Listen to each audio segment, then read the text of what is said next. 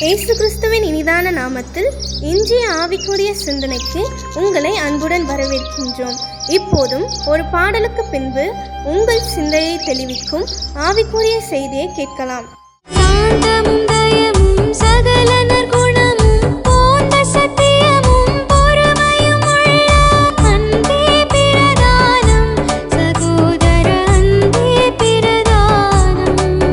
ஆண்டவர் ரட்சகரமாக இயேசுவின் இனிதான நாமத்தினால் உங்களை வாழ்த்துகிறேன். இந்த நாள் நம்முடைய ஆவிக்குரிய சிந்தனைக்காக மத்திய சுவிசேஷம் 10ஆம் அதிகாரம் 12ஆம் வசனத்தை நான் வாசிக்கிறேன். ஒரு வீட்டிற்குள் பிரவேசிக்கும் போது அதை வாழ்த்துங்கள். அந்த வீடு பாத்திரமாயிருந்தால் நீங்கள் கூறின சமாதானம் அவர்கள் மேல் வரக்கடவது. அபாத்திரமாயிருந்தால் நீங்கள் கூறின சமாதானம் உங்களிடத்திற்கே திரும்ப கடவது. ஏசு சொன்ன காரியம்.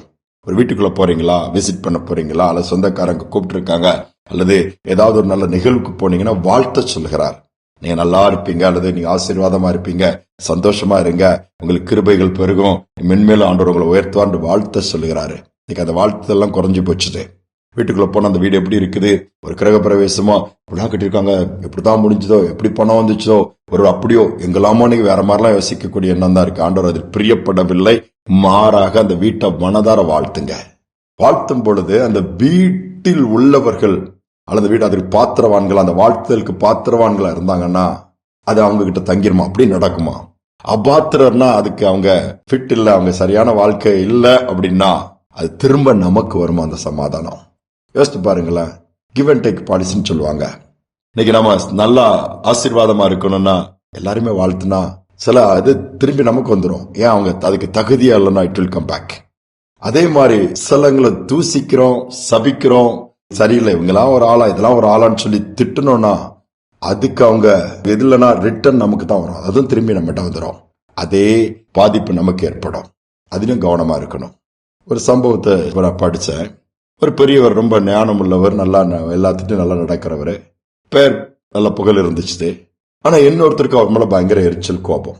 எப்ப பார்த்தாலும் திட்டுவார். அவர் பார்த்தா முகத்தை திருப்பிக்குவாரு, காரி துப்புவாரு. அந்த மனுஷன் போகும்போதெல்லாம் கிராஸ் பண்ணும்போதெல்லாம் யாரையோ மூணாவது மனுஷனை பேசுற மாதிரி ஒரு மாதிரி அவதூறா பேசுவாரு. ஆனா அவர் அதை பெருசா கேர் எடுத்துக்கிறதே இல்லை. அப்ப ஒரு நாள் நம்ம இவ்வளவு கோபப்படுறோம், இந்த மனுஷன் நமக்கு எதுவும் பேச மாட்டேங்காரு, இவர் எவ்வளவு சபிச்சா கூட ஒன்னு இல்லை கூப்பிட்டு நான் எவ்வளவு உங்களை திட்டுறேன், அசிங்கமா திட்டுறேன், உங்களை அது பாதிக்கலையா, ஒண்ணுமே இல்லையா அப்படின்னு சொல்லும் போது அவர் சொல்றாரு, ஒரு சொந்தக்காரர் வீட்டுக்கு போனீங்கன்னா என்ன செய்வான்னு சொல்லி கேட்கிறாரு. போவேன், ஏதாவது ஈட்டபிள் ஐட்டம் திங்ஸ் எல்லாம் வாங்கிட்டு போவேன். சரி, ஃப்ரூட்ஸ் வாங்கிட்டு போறீங்க, ஸ்வீட் வாங்கிட்டு போறீங்க, அவங்க அதை வாங்கலன்னா என்ன பண்ணுவீங்கன்னு சொல்லி இவர் கேட்கிறாரு. வாங்கலன்னா திரும்ப எடுத்துட்டு வந்துடும், என்கிட்ட வந்துடும் அப்படின்னாரு. அதே மாதிரிதான் நீ என்ன திட்டுறா பத்தி அசிங்கமா, நான் இதுவரை அதை ஏத்துக்கல, வாங்கல, அது எனக்குள்ளே விடல, நீ ஏதோ திட்டுறாமலுக்கு போயிட்டு இருக்கேன், அப்ப அது என்ன ஆகும் அப்படின்னு கேட்கிறாரு. திரும்பி உனக்கே வரும். நீ என்ன சபிச்சனா என்ன பாதிக்காதது உன்னதான் பாதிக்கும் அப்படி சொல்லிட்டு அவர் போயிட்டே இருந்தாராம். இந்த மனுஷன் அது ரொம்ப பாதிச்சிருச்சு. ஆமா, நான் இதுவரை அப்ப பண்ணுன அவர் விரோதமா பேசுனதெல்லாம் எனக்கு தான் திரும்பி வந்திருக்கும். நான் தானே அப்படி ஆயிடுவேன். ஐயா, அவன் உட்படவே கூடாதுன்னு பேசினா அவன் அது உள்ள போகல, அவங்க ஏத்துக்கல, அதுக்கு அவன் ஆண்டவரோடு கூட இருக்கிறான், நல்லா நன்மை செஞ்சுட்டு போயிட்டு இருக்கிறான்னா அது திரும்ப எனக்குலாம் வரும்னு சொல்லி அதோடு அவர் திருந்தி விட்டாராம். இன்னைக்கு ஒருவேளை ஆசீர்வாத குறைவு அநேகரை நம்ம தூசிக்கிற நிமித்தம், அற்பமா என்றது நிமித்தம், ஒருவேளை புறம் கூறுதல் நிமித்தம் கூட நம்முடைய வாழ்க்கையில பாதிப்பை ஏற்படுத்திருக்கலாம். யார் எடுத்தாலும் குறை சொல்றது நம்ம வாழ்க்கையில அது குறைவை கொண்டு வருகிறதுக்கு ஒரு காரணமா மாறிடுது. இன்னைக்கு ஸ்டாப் பண்ணிடும். சின்ன காரியம் தான் அது. ஏன் மற்றவங்களை குறை சொல்லி நமக்கு என்ன கிடைக்க போகுது? யோசித்து பார்த்தா நமக்கு அது குறைவை கொண்டு வந்துடுகிறது. மற்றவங்களை ஆசீர்வதிக்கும் போது அவங்க அதுக்கு அன்வர்த்தினா ஆட்டோமேட்டிக்கா இட் வில் கம் பேக். நமக்கு ஆசீர்வாதத்தை கொண்டு வருது. நாம நல்லா இருப்போம், நம்ம பிள்ளைகள் நல்லா இருக்கும். நீங்களும் உங்க பிள்ளைகள் எப்பவும் நல்லா இருங்கன்னு சொல்லி ஒருத்தரை வாழ்த்துங்களேன். உண்மையில அந்த வார்த்தை பழிச்சிச்சுன்னா அவங்க சந்தோஷப்படுவாங்க. நம்மளை பார்த்தோம் சந்தோஷப்பட்டு நல்லா நீ சொன்ன மாதிரி ஆயிட்டு பாம்பாங்க. அது நமக்கு சந்தோஷத்தை கொண்டு வரும். இல்ல அதுக்கு அவங்க சரி கிடையாது, தகுதி கிடையாதுன்னா நமக்கு நம்ம பிள்ளைகளுக்கு வரும். வேதத்துல எவ்வளவு அழகா ஆண்டவர் சொல்லி வச்சிருக்கிறாரு. இன்றிலிருந்து இதை செய்ய நம்ம முயற்சி எடுப்போம். நிச்சயமாகவே நமக்குள் மாற்றம் வரும். நம்ம போகிற இடங்கள்ல மாற்றம் வரும். கேட்கிறவங்களுக்கு மாற்றம் வரும். போகிற வீடுகளிலும் மாற்றம் வரும். ஜெபிப்போம். அன்பின் தகப்பனே, ஒவ்வொரு காரியங்களும் எவ்வளவு அழகா அந்த வேதத்துல எங்களுக்கு எழுதி கொடுத்திருக்கீங்க, கற்றுக் கொடுத்திருக்கீங்க, எங்களுக்கு கையில கொடுத்திருக்கிறீங்க. படித்து புரிந்து கொள்ளக்கூடிய பாக்கியத்தை கொடுத்திருக்கிறீங்க.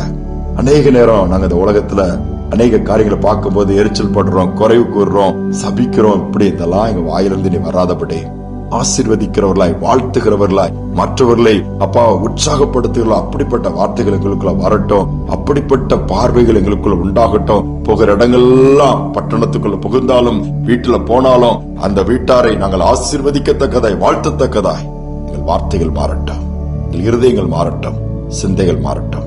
இந்த கிருபையை கேட்கிற ஒவ்வொருவருக்கும் கொடுப்பதற்காய் ஸ்தோத்திரம். பலவீனமா இருக்கிறாங்கன்னா பலனடைவில் நாங்க சொல்லணும்ப்பா.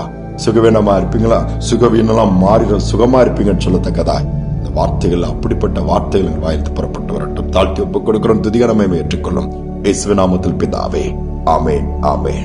ஒரு இடத்திற்கு போனோம், வீட்டிற்கு போனாலும் வாழ்த்துவோம். அதே வாழ்த்துதல் நமக்கும் வாழ்க்கையில நம்மளை வாழ வைக்கக்கூடியதாய் மாறும். இந்த சிந்தனையோடு இந்த நாளை தொடருவோம். மீண்டுமாய் நாளை தினம் சந்திப்போம். சிந்தை மாறணும், செயல்கள் மாறணும், பேச்சு மாறணும், என் பெருமை மாறணும். என் சிந்தை மாறணும், என் செயல்கள் மாறணும், என் பேச்சு மாறணும், என் பெருமை மாறணும். மாறவே ஆசைப்படுகிறே, என்னை மாற்றிவிடும் அருமை நேசரே.